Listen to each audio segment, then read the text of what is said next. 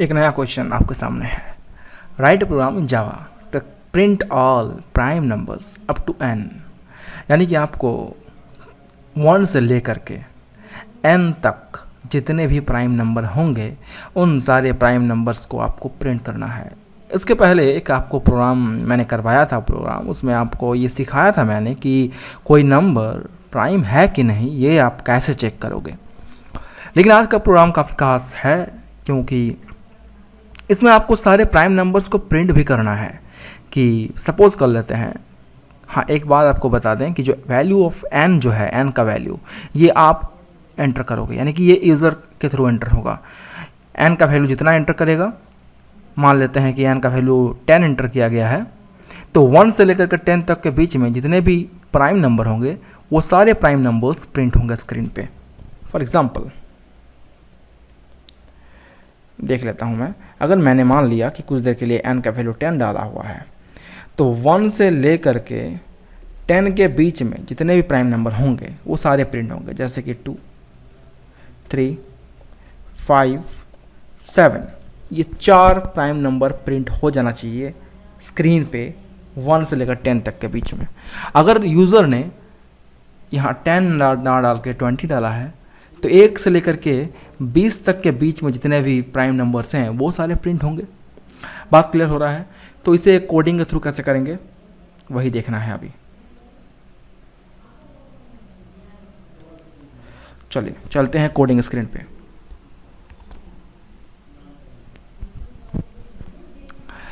तो कुछ चीज़ें हमारी सेम है एज इट इज़। यस, प्राइम/1 मैंने एक प्रोग्राम का नाम दिया है प्राइम/1। आप कुछ और भी दे सकते हो, ये आपकी मर्जी है, आपके ऊपर डिपेंड करता है। तो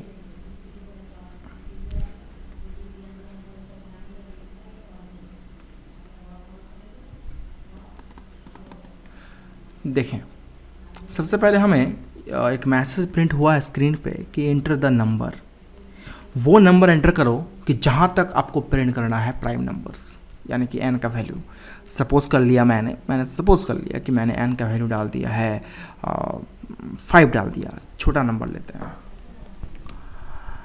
बाकी आप उसके बाद n का वैल्यू 10, 20, 30, 100 जो लेना है आपको ले लीजिएगा, लेकिन आपको छोटे में हम बता रहे हैं पहले फ़िलहाल आसान शब्दों में। n का वैल्यू मान लेते हैं 7 ले लिया हमने, ठीक है, यानी कि 1 से लेकर के 7 तक के बीच में जितने प्राइम नंबर होंगे सारे प्रिंट होंगे स्क्रीन पे। चलो 10 ले लेते हैं, हटाओ, n का वैल्यू 10 ले लिया हमने। अब इसके बाद सबसे पहला जो हमारा काम होगा वो i का वैल्यू शुरू होगा 1 से।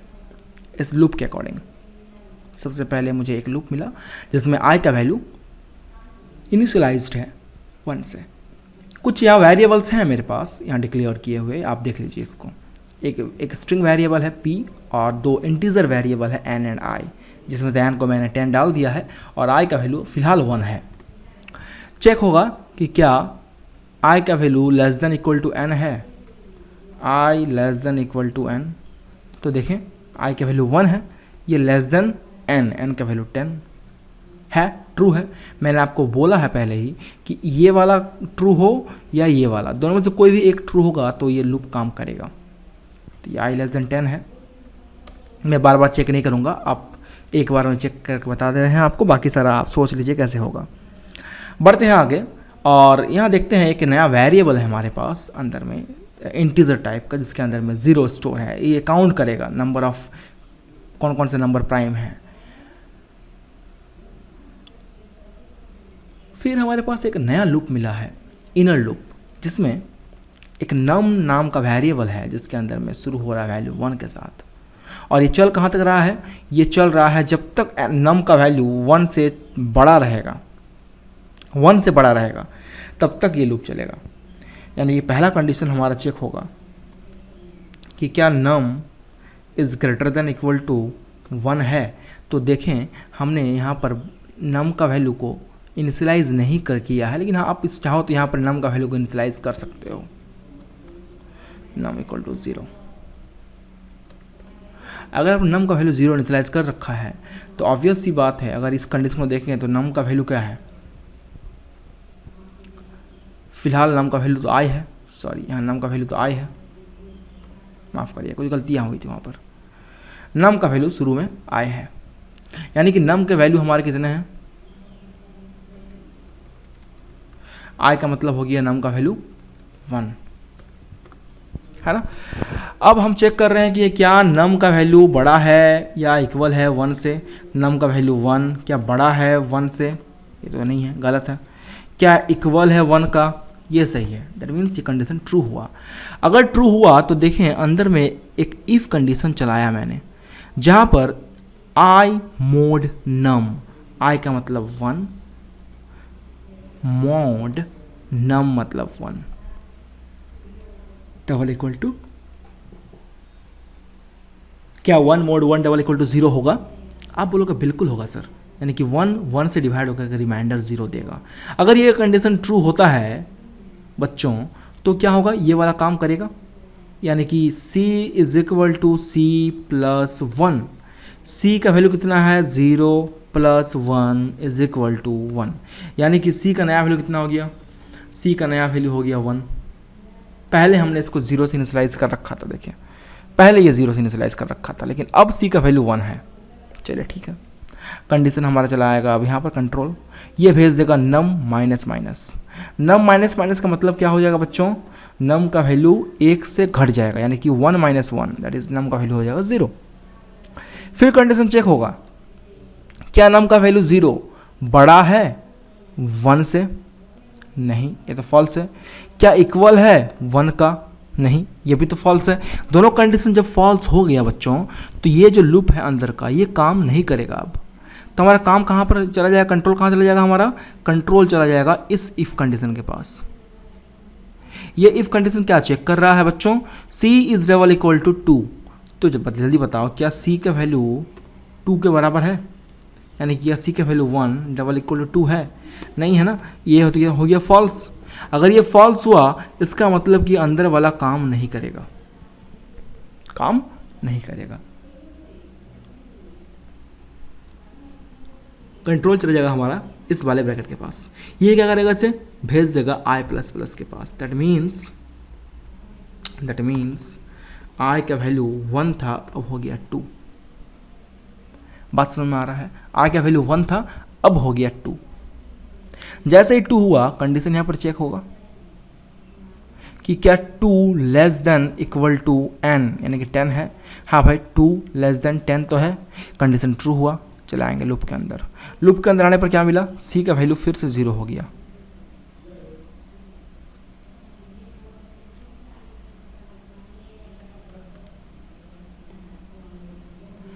c का वैल्यू फिर से 0 हो गया।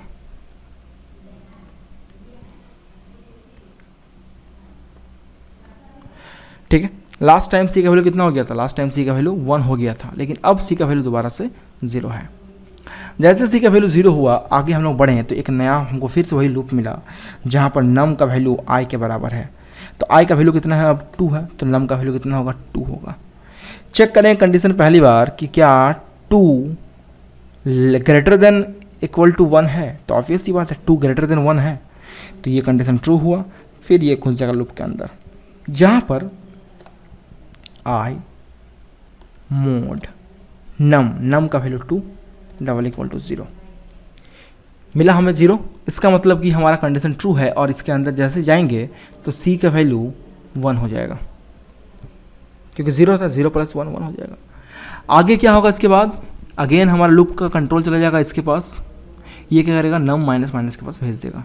जैसे ही नम माइनस माइनस के पास जाएगा तो नम इक्वल टू हो जाएगा 1, यानी कि 2 से 1 घट जाएगा और 1 हो जाएगा। इसके बाद क्या करेंगे हम लोग, यहाँ चेक करेंगे कि क्या 2 है ना, i का वैल्यू 2 मोड नम का वैल्यू 1 डबल इक्वल टू 0 देगा। ऑब्वियस सी बात है देगा कि 1 का टेबल में 2 आता है, इसका मतलब फिर से कंडीशन ट्रू हुआ, फिर से अंदर घुसा और c का वैल्यू अब कितना हो गया, 2 हो गया c का वैल्यू। जैसे 2 हुआ वैसे ही हमारा कंट्रोल इसको चला जाएगा इसके पास। ये क्या करेगा, नम माइनस माइनस के पास भेज देगा। नम माइनस माइनस का मतलब हो जाएगा नम इक्वल टू 0। जैसे ही 0 होगा वैसे ही हमारा ये लूप टर्मिनेट हो जाएगा, क्योंकि ये 1 से बड़ा होना चाहिए नम का वैल्यू, और यहाँ तो नम का वैल्यू 0 हो गया, दैट मीन्स ये 1 से छोटा हो गया, यानी कि ये पूरा लूप ख़त्म। बाहर निकलने पे क्या मिलेगा हमें? बाहर निकलने पे मिलेगा ये if condition, if C double equal to 2, C का वैल्यू 2 है हमारे पास, C का वैल्यू 2 है, तो क्या ये 2 डबल इक्वल टू 2 है?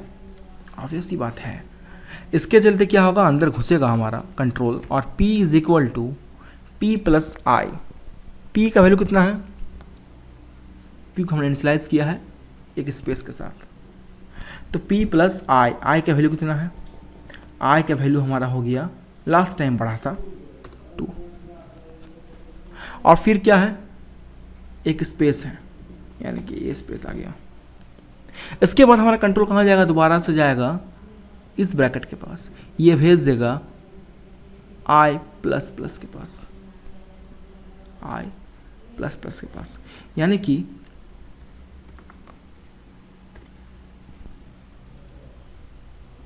आई का वैल्यू 3। अब इसके बाद क्या होगा, जैसे इसके अंदर गए हैं तो अगेन सी का वैल्यू कितना हो गया? 0। फिर क्या कर रहे हैं, नम का वैल्यू इनिशियलाइज कर रहे हैं आई के साथ, आई का वैल्यू 3 है, तो 3 होने के बाद से क्या होगा, ये वाला लूप एग्जीक्यूट करेगा, क्योंकि 3 जो है, ये 3 जो है ये बड़ा है 1 से, यानी कि लूप सही हुआ, कंडीशन सही हुआ, ये एग्जीक्यूट करेगा। एग्जीक्यूट क्या होता है अंदर में, आई का वैल्यू यानी कि 3, मोड क्या है, आई का वैल्यू कितना है? 3, क्या डबल इक्वल टू 0 देगा? ऑब्वियस ही बात है देगा। इसके बाद क्या हो जाएगा, नम का वैल्यू घट जाएगा, नम का वैल्यू घटने से कितना हो जाएगा, नम का वैल्यू 2। इसके बाद अगेन चेक करेंगे कि क्या 3 मोड 2 डबल इक्वल टू 0, ये तो कंडीशन फॉल्स हो जाएगा, क्योंकि 2 का टेबल में 3 आता ही नहीं है।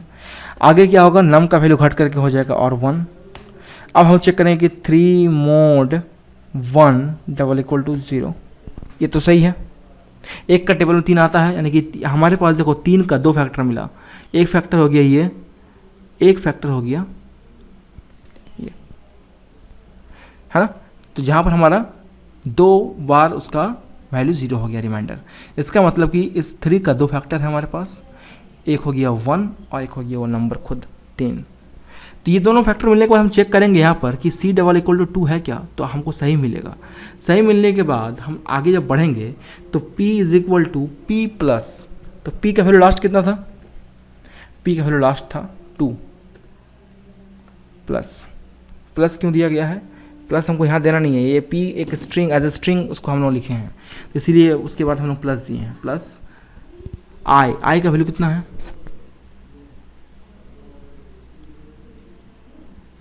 आई का वैल्यू हमारे पास है 3।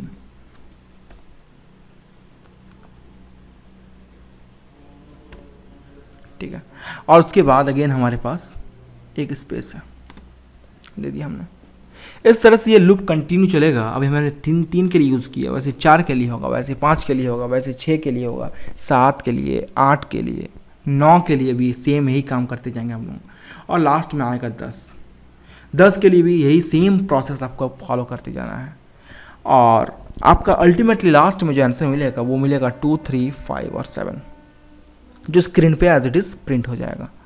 ठीक है, आपका टास्क ये है कि आप इस कोड को 10 तक के लिए पूरा, जैसा जैसा हम step by step dry run कर रहे हैं वैसे ही step by step dry run करके आप उसको पिक्चर क्लिक करके मुझे सेंड करिएगा, ताकि हमको समझ में आए कि हाँ आपने इसको समझा है घर में।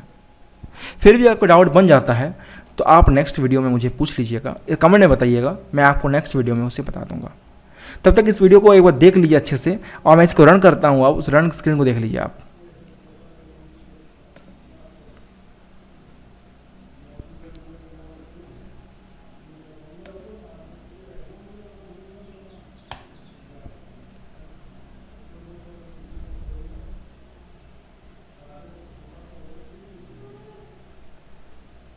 इंटर द नंबर, सपोज कर 10 दिया number 2, 3, 5, 7, prime numbers from 1 to n, n का वैल्यू 10 है तो 2, 3, 5, 7। बात समझ में आ गया होगा। मज़ेदार क्वेश्चन है, आपको मज़ा भी आया होगा, समझ में बहुत कुछ आया होगा, बहुत कुछ सीखने लायक चीज़ है इसमें। अगर इस वीडियो को आप ज़्यादा से ज़्यादा देखिएगा, अच्छे से देखिएगा, बार बार देखिएगा, तो आपको डेफिनेट सी बात है कि समझ में आ ही जाएगा। ऐसा भी कोई हार्ड नहीं है बहुत प्रोग्राम आपका, ठीक है। तो तब तक के लिए take care and good bye.